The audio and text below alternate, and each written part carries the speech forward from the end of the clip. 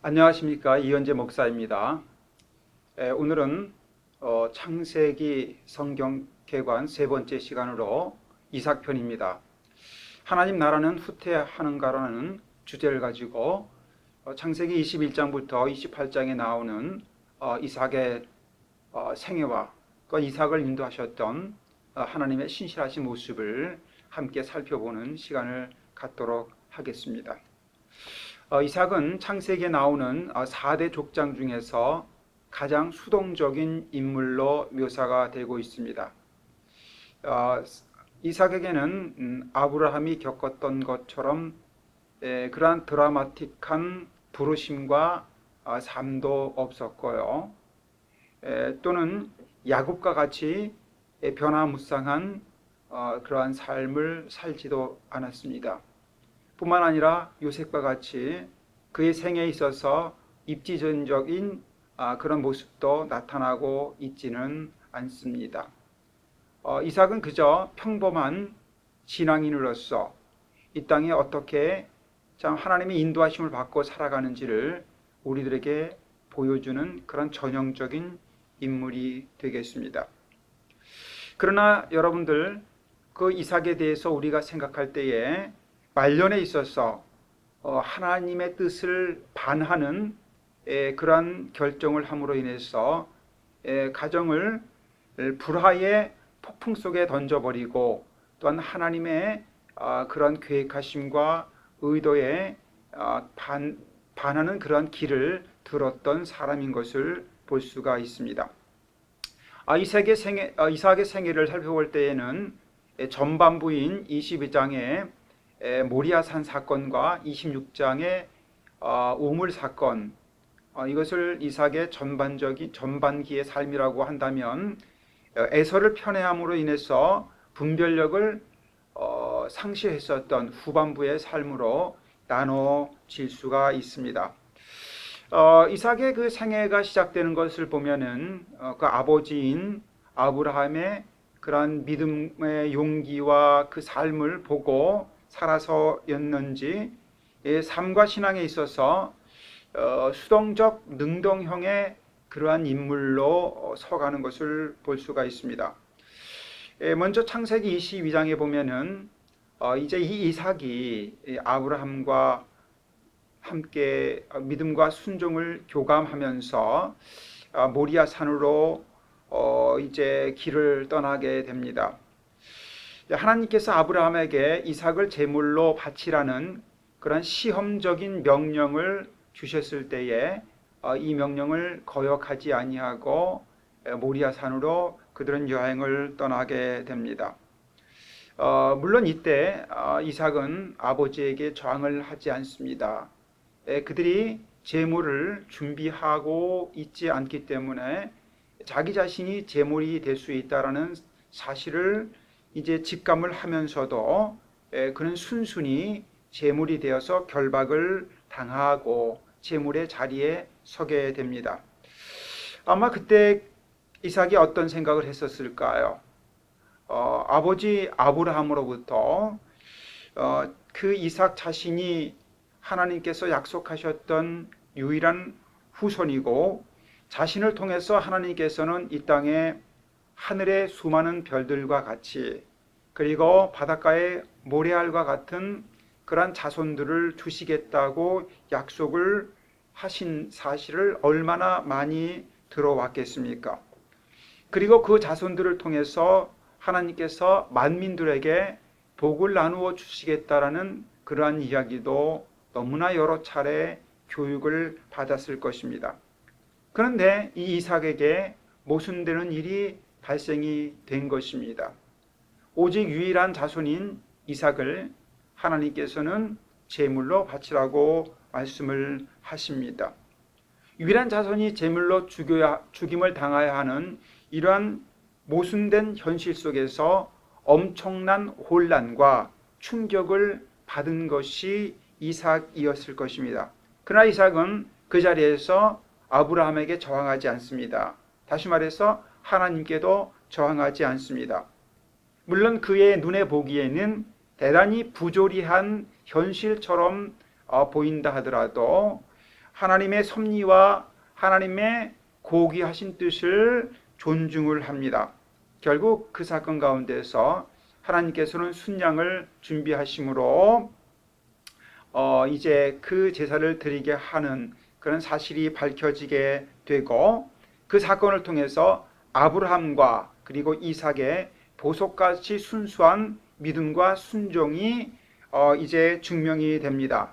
그래서 이제 그 자리를, 모리아 산을 여호와 이레라고 부르는데, 여호와 이레라는 것은 여호와께서 산에서 준비하리라라고 하는 뜻이었습니다. 근데 그 산이 어디입니까?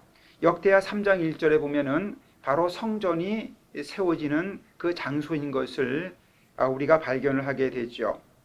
아브라함과 이삭이 정말 보석 같은 그런 순종을 했던 그 장소에 하나님의 은총이 쏟아지는 성전이 세워지게 된다라는 사실이 의미가 있을 것입니다.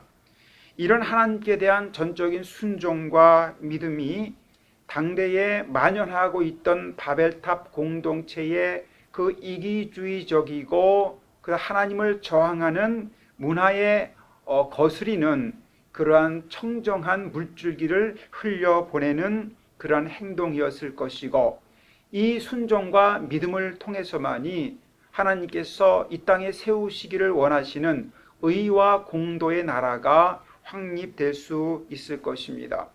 바로 이삭은 이렇게 하나님의 그 다스림이 이 땅에 임하는 데 필요한 참된 덕목을 소지하는 믿음의 훈련을 받게 되었습니다.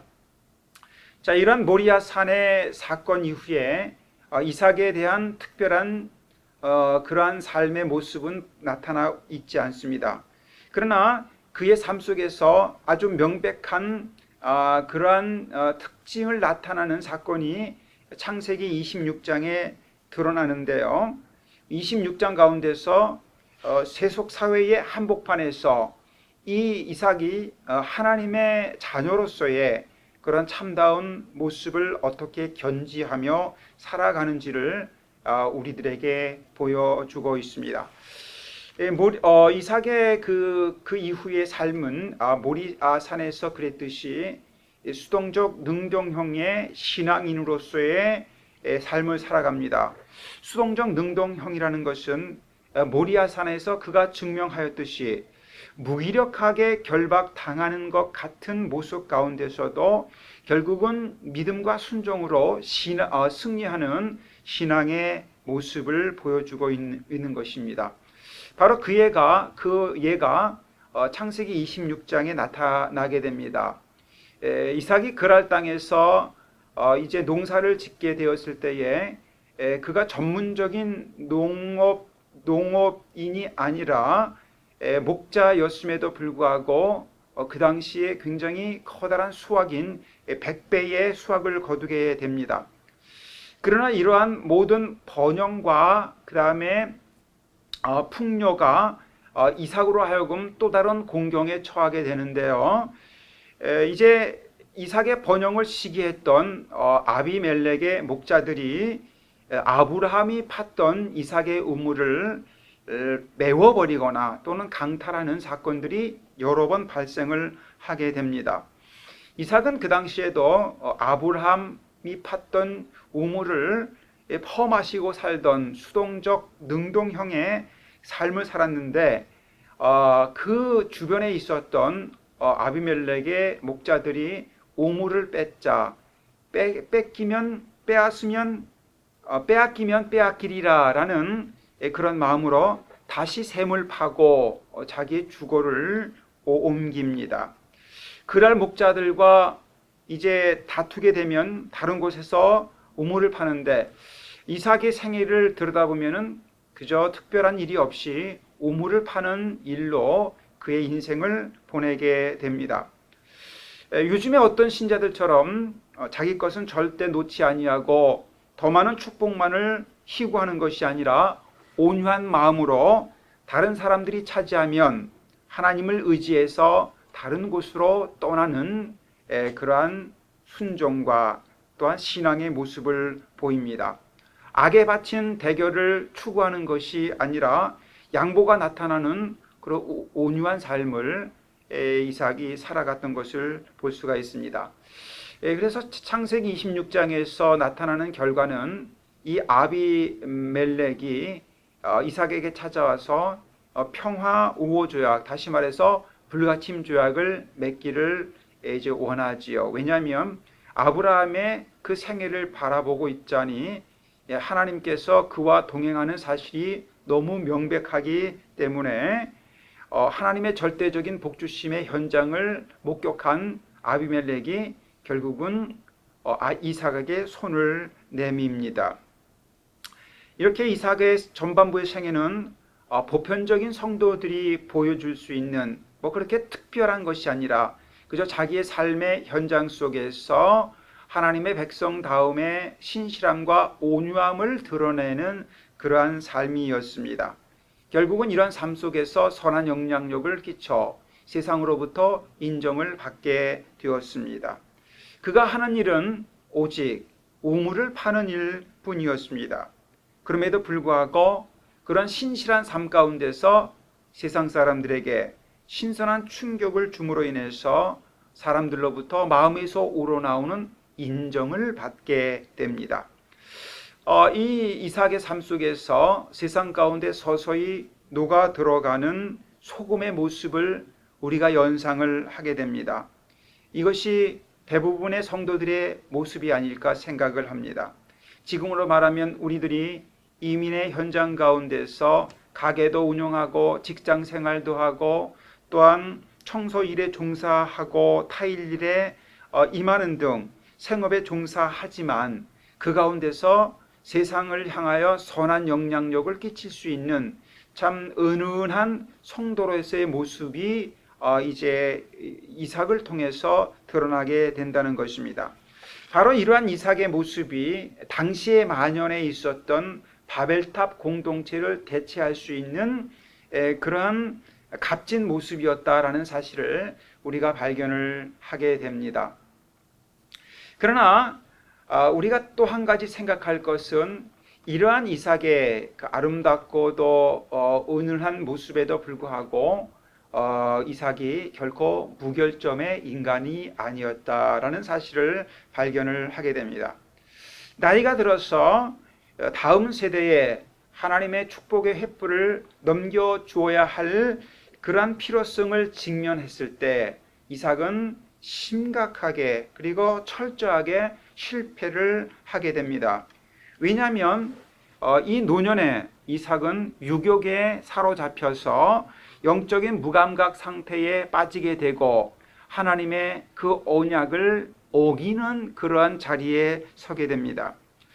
그는 60세가 되었을 때에 기도를 통해서 쌍둥이인 야곱과 에서를 하나님께로부터 얻게 되는데 그때까지 영적으로 상승을 하는 모습을 발견을 하게 됩니다. 자, 이삭은 쌍둥이를 낳는 그런 하나님의 응답을 받을 때까지 20년 동안에 하나님께 기도를 했던 모습이 26장에 기록이 되어 있습니다. 그러나 노년에 이르러서 결정적인 실수를 함으로 인해서 그의 인생에 있어서 쇠락의 길로 접어들게 됩니다.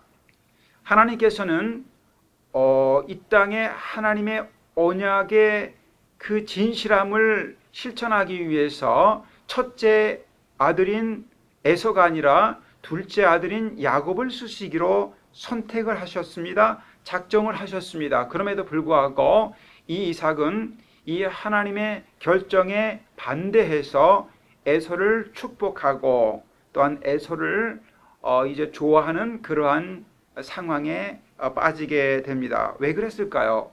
왜 하나님께서는 야곱을 지목하셨음에도 불구하고 이삭은 에서를 두둔하고 감싸고 에서를 좋아했을까요? 그 이유는 이삭이 유혹의 사람으로 변했기 때문이라고 성경은 증거하고 있습니다. 창세기 25장 28절은 이렇게 증언합니다. 이삭은 에서가 사냥한 고기가 좋아서 에서를 사랑했다라고 말입니다. 이것은 이삭이 하나님의 약속의 사람으로 세상의 즐거움과 또한 세상의 그 좋음을 탐닉하는 유혹에서 벗어나서 분투했어야만 했는데, 안일한 삶에 둘러싸여서 어느 정도 유혹에 오염되었던 모습을 보이고 있다라는 사실을 우리들에게 증거하고 있습니다. 인격이 심각하게 약화되는 노년의 모습을 발견을 하게 됩니다. 왜 이런 일이 발생을 했을까요? 이삭은 어렸을 때의 신앙과 청장년 시절의 그러한 참 인격적인 모습, 온유한 모습을 유지를 하기 위해서 노년에 역시 하나님의 말씀에 귀를 기울이고 자신의 영혼의 내적 증언을 따라서 살아갔어야만 하는데, 이 이삭은 그러하지 못하고 눈에 보이는 자신의 욕망에 의해서 인도되어지는 처참한 길을 가게 됩니다. 마치 눈에 보기 좋고 탐스러웠던 선악과에 끌려서 하나님의 진리의 말씀을 의도적으로 거역했던 바로 아담과 같이 말입니다. 자, 우리가 이러한 존재가 아닙니까? 우리는 아담이 그랬듯이, 또한 이삭이 그랬듯이 하나님과의 친밀한 교제 속에서 하나님께서 인도하시는 그 아름다운 길을 바라보면서 감미로운 순종을 해야 하는데, 우리 주변에 나타나는 그런 육신적인 즐거움에 우리의 마음을 뺏김으로 인해서 실족하는 경우가 참 많이 있다는 것입니다. 끊임없이 밀려오는 세상 욕망에 아무런 방어벽 없이 노출되어 있는 이 시대를 살아가는 우리들의 모습도 우리가 발견을 하게 됩니다. 자, 우리는 이 사실을 주목해야 할 것입니다. 명백하게 이삭에게 있어서는 과거의 모리아 산에서 있었던 그 순수했던 신앙의 그 순종의 모습, 그리고 하나님을 의지하는 그러한 모습도 우리가 중요하게 보아야 할 것입니다. 또한 세상의 한복판에 서 있으면서 많은 사람들에게 영향을 끼쳤던 온유한 인격적인 모습과 그 결단도 우리가 주목을 해야 할 것입니다. 그러나 이것이 말년의 삶을 살아가는 이삭의 삶을 보장하지 못했습니다. 유년기에 신실했던 순종, 청장년기에 훈련을 통해서 연마되었던 온유한 인격, 이것조차도 그의 말년의 삶을 하나님 앞에서 순수하고 신실되게 이끌어가는 보장 장치가 되지는 못했다는 것입니다. 우리도 마찬가지입니다. 우리도 역시 변할 수 있고 하나님의 반하는, 하나님을 거역하는 선택을 할 수 있다는 사실을 기억을 해야 합니다. 우리 마음속에 아담의 선악과와 또한 이삭의 유혹이 얼마나 자리 잡고 있는지 우리 자신이 살펴보아야 하고, 이 자체를 부인해서도 안 되고 외면해서도 안 됩니다. 매일같이 싸워야 할 우리들의 실존의 모습인 것입니다. 명백하게도 이삭에게 있어서는 에서가 잡아오는 그 짐승, 사냥감의 멸미가 그의 말년에 있어서 큰 즐거움이 되었을 것입니다. 그는 이런 육신적인 즐거움에 사로잡힘으로 인해서 하나님께서 그리고 계시는 그 구원의 큰 그림을 놓치게 됨으로 인해서 그의 노년의 삶이 휘청거리고 있는 모습을 우리는 발견을 하게 됩니다. 안타깝게도 어렸을 때에 순수했던 그 신앙의 순종, 그리고 젊었을 때에 그가 품고 있었던 그 고고한 신앙적인 인품이 이제 노년에 다달해서는 많이 사라지고 육신적인 욕심과 즐거움을 탐닉하는 자리로 전락을 하는 이삭의 모습, 그러므로 인해서 하나님께서 구원을 위해서, 인류의 구원을 위해서 추구하고 있었던 그 사실을 이제 이 이삭은 거절하고 구원의 물줄기를 거스리는 자리에 서게 되는 것을 우리는 안타까운 마음으로 바라보게 됩니다. 요약한다면 한때 의인이었고 한때 신실한 순종의 사람이었던 이삭이 인생의 말년에 이르러서 하나님의 말씀과 자신의 내적 조명의 그 소리를 무시하고 자신의 유격에 이제 영합함으로 인해서 하나님 나라의 위기를 초래하는 모습을 보게 됩니다. 그렇다면 하나님의 나라는 위기에 빠지는 것일까? 일면 그런 것 같습니다. 역시 이삭 자체도 전에 사람들과 똑같은 모습을 반복하고 있는 것을 발견을 하게 됩니다. 아담에게 있어서 선악과가 그의 삶을 휘청거리게 하였듯이 가인에게 있어서 질투가 그의 삶을 무너뜨렸듯이 노아에게 있어서 포도주가 그의 삶에 오점을 남겼듯이 함에게 있어서 추악함과 롯의 아내에게 있어서 재물이 그들의 삶을 무너뜨렸듯이 이제 이삭에게는 에서가 사냥해 준 그 고기가 그의 삶을 어지럽히고 있습니다. 이삭은 노년에 실패를 합니다. 하나님의 약속이 아니라 자신의 입속에 있는 사냥한 고기가 이삭의 노년을 지배하는 실세가 되는 안타까운 일이 발생을 하게 됩니다. 유년 시절에 배웠던 그 순종의 아름다운 교훈, 장년 시절에 품겼던 은은한 이 신앙 인격의 파급성이 이제 노년에 와서는 추잡한 유격으로 인해서 오히려 하나님의 구원 계획을 방해하는 요소로 존재하게 됩니다. 우리는 이 말씀이 생각이 납니다. 그런즉 선줄로 생각하는 자는 넘어질까 조심하라는 고린도전서 10장 12절입니다. 우리는 과거에 받은 은혜와 과거에 우리가 감당했었던 훈련, 그리고 과거에 가졌던 하나님을 향한 열정이 중요한 것이 아니라 지금 내 시간 가운데서 존재하고 있는 하나님과의 그 교제를 방해하고 하나님의 나라를 맡고 있는 내 안에 있는 그러한 육욕과 인간적인 생각이 무엇인지를 얼마나 민감하게 반응하는가 하는 것이 중요할 것입니다. 왜냐하면 과거의 신앙이 현재의 나의 모습을 보증하지 않기 때문입니다. 바로 이것이 이삭의 생애를 통해서 우리에게 주는 교훈일 것입니다. 그러나 그럼에도 불구하고 변하지 않는 한 가지가 있습니다. 무엇일까요? 이러한 인간적인 실패와 또한 인간이 가져다 준 장애와 방해에도 불구하고 사람을 선택해서 쓰시고자 하는 하나님 나라의 방식은 계속 진행이 된다는 것입니다. 이삭이 흔들렸습니다. 이삭이 곁길로 갔습니다. 이삭이 하나님의 구원 계획을 못 보는 것 같았습니다. 그러나 하나님의 나라의 그 진보는 이삭의 실족에도 불구하고 흔들림 없이 전개될 것입니다.